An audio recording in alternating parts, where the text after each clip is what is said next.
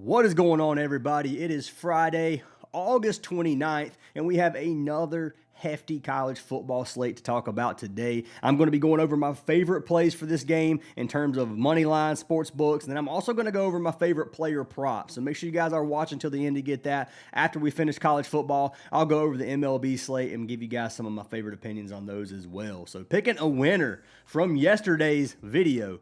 I am going to take a winner from our comments to win a free month of our premium. If this video gets 200 likes, I will pick another comment down from the comments to win a free month of VIP. And if you guys have not noticed, your boy upgraded my mic. For some reason, the mic that I had yesterday, it's been flaky, man. It sounds like I'm standing 20 miles away from the mic, in my opinion. So I did a little bit of an upgrade. Hopefully the sound quality is a bit better. But picking our winner from yesterday, we have Shogun 23, who said, I like the new setup, man. Well, Shogun, I really do appreciate it, man. For the ones who do like the setup, I'm glad you guys enjoy it because it is taking me legitimately 3 times as long to make videos now than it normally did. I felt like my other videos were a little bit too sloppy. I've seen other channels have very good success doing it in I guess a more structured manner. And I decided, you know what, I'm going to try to increase the quality of my content as well, even if it's going to take me more. But Shogun, send me a message on Discord, dude. I got you added for that free month. Some of the wins we had from yesterday are right here. We had our tennis guru, Lewis. DGF Lewis in the Discord posted these 2 tennis plays. He is our tennis mod. $50 to win 300, $50 to win 150 on that. These are from the day before. I just didn't show yesterday. We had Brian Bayo as well as Brian Wu, 250 for 590 on parlay play, and then another nice little win with Sonny Gray and Aaron Judge on parlay play as well. Looking at some plays from yesterday. So we did have Rutgers first half spread minus 6.5. They did cover that spread pretty easily. And then Ohio brought it back to second half. So I only put like a quarter of a unit on this play, to be honest with you guys, half a unit at max. But it's only 50 to win 30. I just kind of threw it on there to have something to sweat for the game. We had Dylan Raiola and Garrett Crochet, 2 passing TDs for Raiola with Crochet, 75 to win 140 over on the Chalkboard app. Then we had Ryan Nelson, Brian Wu on Sleeper with Kurtz and Nelson on Sleeper. Both of those cashed. We had Ohio plus 17. So I played, obviously, Rutgers spread first half and then Ohio to get 17. I bought it up. $200 was the profit on this slip. Played a lot on that one, more than I probably should have. Took East Carolina plus 14. I gave this one on the video yesterday. I actually said, I think in the video, East Carolina plus 14 first half, but I meant 14 for the entire game. But put $345 on them. That one ended up cashing us. And then the last slip, I think we have one more down here. Yeah, with CJ Bailey and Darius Taylor over on Underdog, 100 to win 252. So if you guys do want to get all these plays, I am going to talk about these games today. I'm going to talk about the ones that I will probably sprinkle some units on. I'm not going to give exact slips and show them like that. But if you guys do want to get the exact slips that I'm playing, join our Discord. The Discord is free to join. Or if you want to get the VIP access, you can for $10 a week or $25 a month. So $10 a week or $25 a month, less than $1 a day, guys. If you guys do want to join, we'd love to have you guys a part of the Discord. But that being said, guys, let's talk about this college football slate. So we have some games that I do like and some games that I don't like. So taking a look at the slate here real quick. Right here, I got it pulled up on Outlier. Free trial of Outlier link is down in the description. But you guys can see we got Appalachian State and Charlotte, Kennesaw State and Wake Forest. We got Western Michigan taking on Michigan State. Auburn versus Baylor, a great one right there. Georgia Tech versus Colorado, another good game. Then you got UNLV and Sam Houston, Central Michigan with San Jose State. So the games I like for this one we'll go over real quick. I'm not going to go over every game on this slate because I think some of them are just a little bit. I mean, you got minus 880 favorites for Wake Forest here. You got minus 1100 for Michigan State, which I know it's tough to find sportsbook plays for games like this, especially on week 1. But we're going to talk about them. Let's jump into the first game of the day. So the first game that I do want to talk about on this slate is going to be Western Michigan versus Michigan State. So we can take a look at this game real quick. Let's get this pulled up. We have Western Michigan and Michigan State. Michigan State minus 1150 favorites, a 20.5 spread, a total of 49.5. If you look at the public betting on this, 97% of the bets and 87% of the money are on Michigan State for money line, which is pretty obvious on here. I think Michigan State's the better team. If you look at the spread on this one, 33% of the money and the bets are on Western Michigan to cover this 20.5 spread. Don't know how I feel about this, and we'll go talk about that here in just a second. The total on this game, over 49.5. You got 72% of the bets on the over, 65% of the money on the over. This one's a little bit scary, man. Real scary, in my opinion, in terms of trying to decide if you want to take the over or the under. Looking at this play, though, looking at this game. So, first of all, we have Aiden Childs for Michigan State coming back. He had a pretty good year last year, threw for 2,400 yards and 13 touchdowns. I expect him to have an even stronger season this year. This is a quarterback who finally has a little bit of experience under his belt, and I just think he comes out here, I think he has a better season.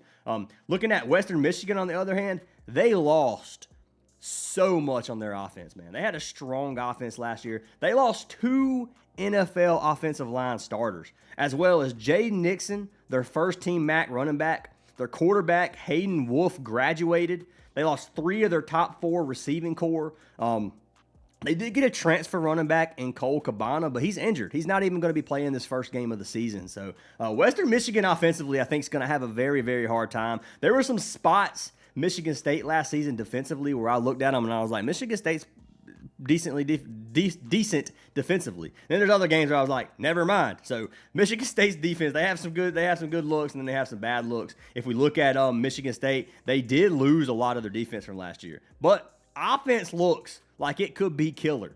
They have 3 really strong wide receivers coming back. They have Nick Marsh, the record-breaking freshman, or he was a freshman last year, broke the record for the receiving, over 600 receiving yards last year. He's coming back. They have 2 new transfer wide receivers that are looking to be really, really strong. I expect Michigan State's passing game to be really, really good this year. I think they're going to be a really strong offensive team. When the pass game, run game, I'm not so sure about. But looking at my favorite play on this game, I like Michigan State first half spread -7.5. Do I love this play? No. This is not something I would play a lot on. It's -185, so it's slightly juiced anyway. I recommend playing light on this game until we get, even a lot of these week 1 games. Play kind of light because you never know, man. It's week 1. You get to see how some of these teams come out here, especially like, for example, Clemson versus LSU. That's a tough matchup. That's a tough call. Clemson is one of those teams, and I know I'm off topic real quick. I'm just trying to give you guys an example. So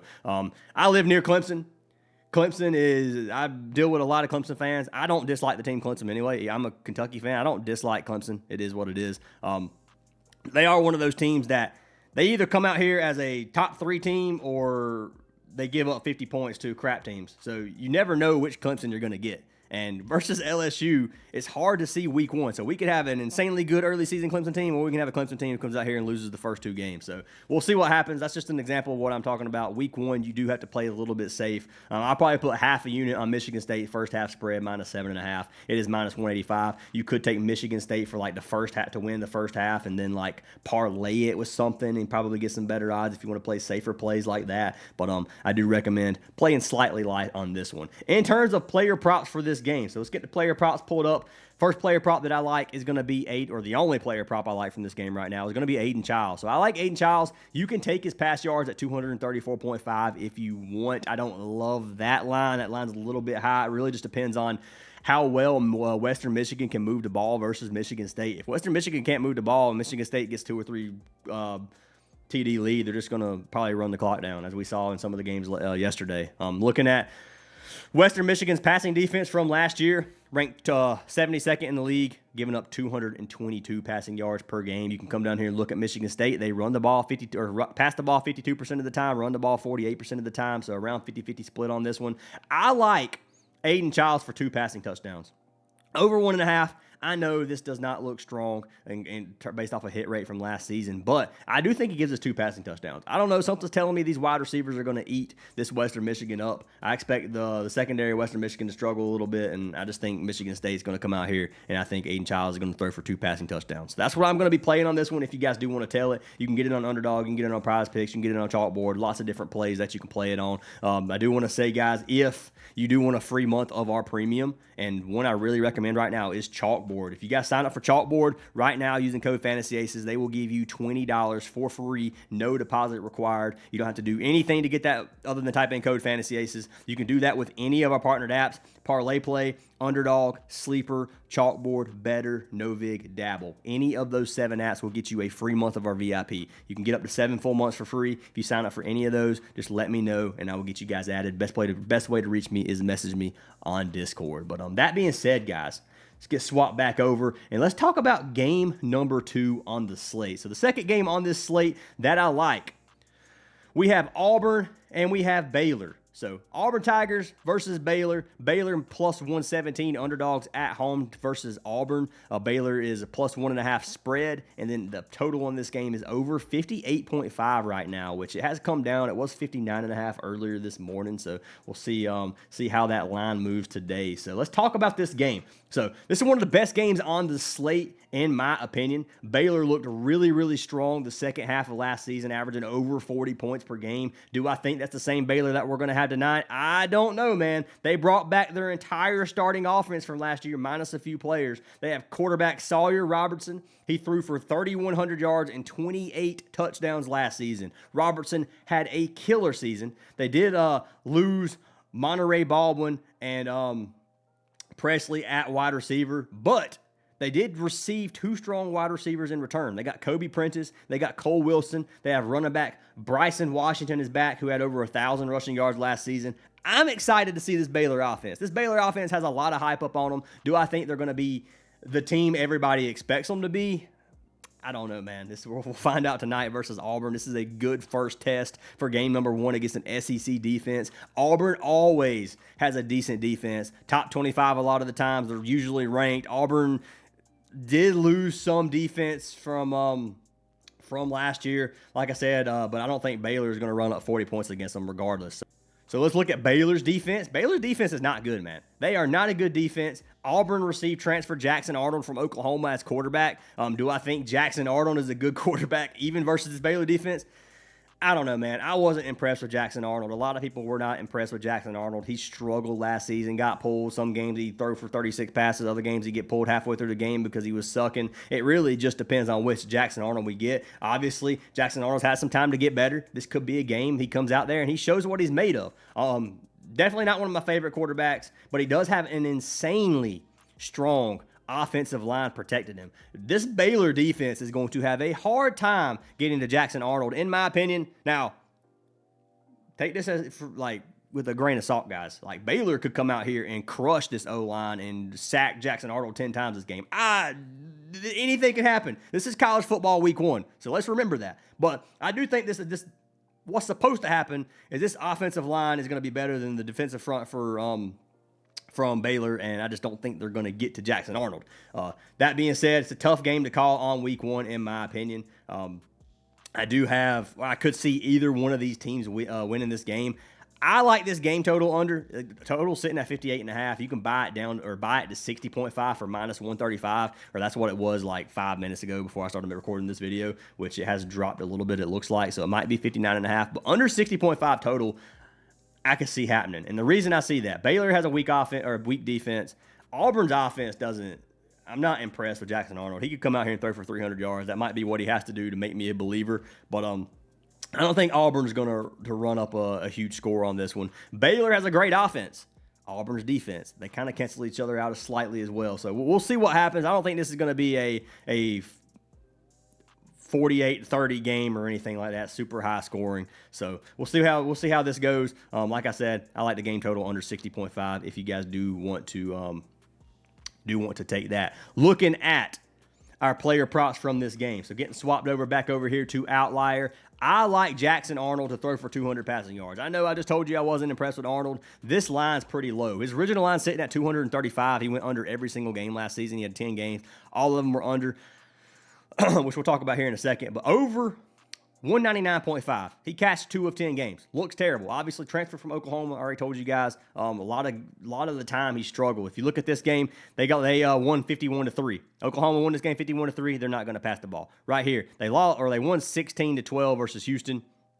You can see he threw for 174. This game was a 34-19 versus Tulane. We had this game right here versus Tennessee, where this is one where I think Jackson Arnold got pulled early because Tennessee was wearing him out and he couldn't do anything. He had 54 passing yards. He went over versus South Carolina. It was 9-35. He threw for 225. This game versus Ole Miss, he had 182, almost cashed this line. And then versus UMaine, he had obviously it's 59-14. He threw for 224. I think he comes out here and throws for 200. That's all I have to say. You're looking at one of the worst passing defenses in the league, giving up 233.5 passing yards per game. They're ranked 93rd. This is a team that passes the ball 51% of the time, runs the ball 49% of the time. They could be on a run-heavy offense. Who knows what's going to happen tonight with Auburn, but I do think that Jackson Arnold gives us 200 yards. I'm willing to put some money on it. It is going to be a gobble play, a discounted line on some of these apps. You can play it on Underdog, Parlay Play, Chalkboard, wherever you want for the most part, but Jackson Arnold at 199.5. I think we're getting some value there, and I'm going to take a chance on him tonight, so we'll see what happens with that one. But jumping into our third game of the slate that I like, this is going to be the final game that I like for this college football slate. That being said, we're going to talk about Georgia Tech versus Colorado. So this game is getting it pulled up here. You can see we got Georgia Tech minus 174 playing in Colorado. Colorado plus 170 at home. Colorado are plus 4.5 underdogs in terms of the spread, and this total is sitting at 51.5. If you look at the percent of the money, 58% of the money and 58% of the bets and 64% of the money are on Georgia Tech tonight. 71% of the bets and 78% of the money are on Colorado or on Georgia Tech spread. Guys, I'm struggling. Holy crud, man. I can't read numbers apparently. But anyways, 60% of the bets, 77% of the money are on the over on the game total on this one. So let's talk about this game. So we got Georgia Tech -3 as my pick of the game. It's minus 150 odds. I don't think this game is going to be as close as the spread predicts.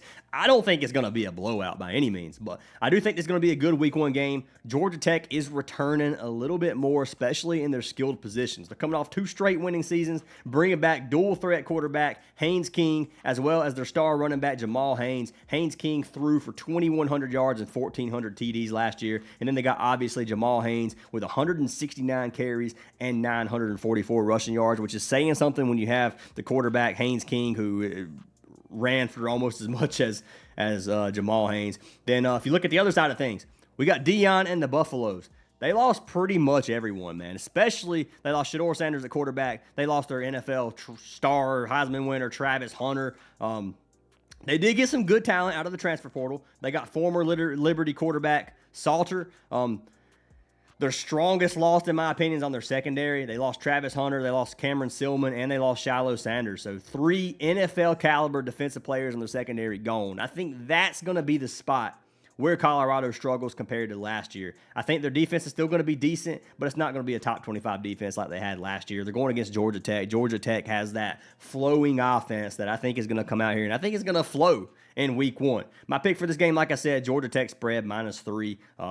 Not really much more about this game we can say. I do think Colorado is going to be strong up front defensively. I just don't think that when you have a dual threat quarterback like Haynes King, your secondary can't be that weak as well. But anyways, that being said, let's jump into some player props for this game. I had 2 player props that I like for this game, and the first one is going to be for Jamal Haynes. So we're going to go to the Georgia Tech side of things. Jamal Haynes, and I got him over 70.5 rushing yards. So this line is high. Don't get me wrong. I told you I think Colorado is going to have a strong defensive front, but I think that 70.5 is going to be low enough for Jamal Haynes to cash. You can see some of these games, 128, 170, 136 rushing yards in some of these games. Obviously, against some of these stronger teams, I say stronger teams, but they're not that strong of teams. But he went under. You can see rush attempts in some of these games. He's getting 17 to 20 in a lot of these games, and then other games he's getting 8, 3, 7. So it really just depends on how close the game is. Obviously, if Jamal Haynes gets one big breakaway run, it could cash this line easily at 70.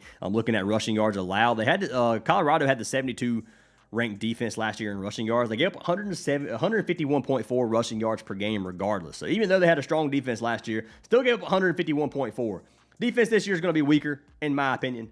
Jamal Haynes should come out here. I think 70.5 is going to be a a good number for him to hit. You can look at Georgia Tech's pass versus run rate. They run the ball 53% of the times. You can see Jamal Haynes had 168 carries, 34.6% of the rush share. And then the other 26% right here is pretty much Haynes King. They obviously have some backup running backs, Chad Alexander, Zach Pyron. They got another almost 20% of snaps combined. But Haynes King and Jamal Haynes are going to be the key to this offense. And I do think that Jamal Haynes comes out here and has a good game. Second play that I like for this one is going to be for Caden Salter. So this is going to be the Colorado quarterback, the transfer I told you guys about. I like Salter to get us 175 passing yards. So his line's sitting at 209. If you buy this down to 174, you can get him there. He cashed this line in 5 of 11 games last season. Obviously, coming from Liberty, you got a weaker team in Liberty. Obviously, the strength of schedule is probably a little bit weaker as well. But Caden Salter at 175, I think he can pull that off. I don't think Georgia Tech's going to stuff him to less than 175 passing yards. I think this defense or this offense is going to continue to be pass heavy. They do have a 64% pass rate and a 36% run rate last season. But we did see Shedeur. He has some strong wide receivers. He had obviously Travis Hunter. Great season last year with Dion as the coach, but I do still think they stay semi-pass heavy on this. So that being said, 174.5 passing yards, just low. Most starting quarterbacks in college and a matchup that should be close-ish should be able to get 175 passing yards. Now, week 1, like I said, we'll see what happens, but Caden Salter over 174.5 is going to be my pick for that one. And let me go ahead and see if I do have a slip already posted in the Discord. I believe I do, and I believe I posted it on Underdog. So I'll make it pop up on the screen right here. So the Underdog slip of the day, $100 to win $239. We have Jamal Haynes rushing yards with Caden Salter pass yards. This is going to be the free slip for today. Lock it in if you guys like it. Fade it if you don't, but I like this slip a lot, and I think it's going to cash this out. That being said, let's take a look at this MLB slate for today. So I got the screen pulled up here. We got RotoWire pulled up just to take a look at these games, some of the games that I like. I'm not going to go into too much depth on this. This is a college football day. So on college football and NFL days, I will be taking it light on MLB. But we do have Bryce Elder pitching against Ranger Suarez playing in Philly. Philly scored like 15 or 16 runs yesterday the last time I checked. I don't know how much they ended with. But when I was watching, it was like 15-4. That being said, Philly minus 185 favorites at home. I think that's a great line to take. You could probably take Philly minus 1.5 and still cash. I'd probably just take their money line. Ranger Suarez, obviously a far superior pitcher to Bryce Elder. Bryce Elder 5-9 on the season with a 6.12 ERA. You got Ranger Suarez, who was 10-6 with a 3.07 ERA. We can see how these hitters hit off of Suarez. You can see there's a lot of data, but none of the OPS over a 1. You got a couple that's over 900, which is a little bit scary. 929 here, 948 here, and a 909 here, Sean Murphy. But other than that, man, not a lot that I'm worried about for Suarez. Suarez is a good pitcher. He should be able to keep the score low versus Atlanta. If you look at the other side of things, you got Bryce Elder. Let's pull up Bryce Elder versus this Phillies offense. Another one that doesn't look very good, if we're being honest. You got some batters, Schwarber and Harper, who are 4-0. But if you look at Turner, 5-2, 1.8 OPS. You got a 1.446 OPS right here, a 2.1 OPS for Castellanos. Like, obviously, Schwarber and Harper being 4-0 doesn't mean they're not getting a hit today. Let's be honest. Bryce Elder giving up 6 ERA right now. Like, he's struggling. He has a 152 WHIP. He's below average on everything right now. Not a great pitcher. I'm a Braves fan, and I'm not a Bryce Elder fan. But regardless, guys, I think Philly comes out here and get the win. I hate taking teams against the Braves because I want the Braves to win, sitting at a 60-73 record right now. But Philly's just a better team, especially in this pitching matchup at home. It's hard for me to take the Braves. So I like Philly money line on this one. Looking at Milwaukee and Toronto, you got Shane Bieber pitching against Freddie Peralta. This is a game that's kind of coin flip. Toronto is minus 137 favorites at home. It's hard for me not to take the Brewers. I'm probably going to fade that game, just throwing it out there. But that's another good matchup you can look at. We got weather issues. 73% rain in the Pittsburgh versus Boston game. George Kirby, Logan Allen over here. Probably fade that one. I've looked over the slate, but I haven't looked at everything in depth. Rodon versus Gomez. Obviously, Yankees win this one, in my opinion. Minus 223 odds. If you wanted to pair this with Philly, you can probably get plus money on those two plays combined just for the money lines. Carlos Rodon, 14-7. on the season with a 3.24 ERA versus Gomez, who was 3-1 with a 4.73 ERA. Rodon's a better pitcher. Yankees offense far superior. The White Sox are 48 and 86. Even if they're at home, I don't think they're going to win this game. That's probably the last one I'm going to look at. Don't see anything I really like. Maybe Robbie Ray versus Kremer. I'd probably take San Francisco to win at home tonight, -163. That's another good play you could take. I haven't looked at many of the player props. I'll have some player props for MLB in the Discord if you guys do want to join there. But in terms of money lines, not a lot that I'm probably going to be playing when I have college football. Because college football money lines is where it's at, guys. But I'm like, sportsbook plays for college football is the move. Player props aren't bad, but Prize Picks, they got me 5 or 6 times last year in terms of player props. And what I mean by that is I would have a receiver for receiving yards, and I would be watching the game live, and I would watch the receiver make a catch for 50 yards or whatever, touchdown, and then them give the receiving yards to the wrong player. ESPN would. So Prize Picks and Underdog, they all go based off of what ESPN has. The ESPN would give the receiving yards to the wrong player. It would chalk my parlay because Prize Picks wouldn't update, and then the next day, ESPN would fix the stats, and Prize Picks would be like, well, it's been past our 12-hour limit. Sorry, we're not going to give you your money. And it's pretty scammy. But anyways, guys, that's what I have for today's slate. Once again, if you guys like this new style of video, please let me know. I'm trying to make it as professional as possible. If you don't like it, you can let me know as well. Obviously, I want to keep the audience that I have. I want to make you guys happy. I don't want this to be like I just switch things up all the time. I want to make better videos. If you have any thoughts, concerns, any things I can do to improve, please let me know down in the comments. But leave a like and a comment on this video for a chance at free VIP. Message me on Discord if you do sign up for any partnered apps if you want that free month. Hope you guys have an awesome day. Hope you guys have a great weekend. College football is back, and I'm super excited. But hope you guys have an awesome one, and I'll see y'all in tomorrow's video.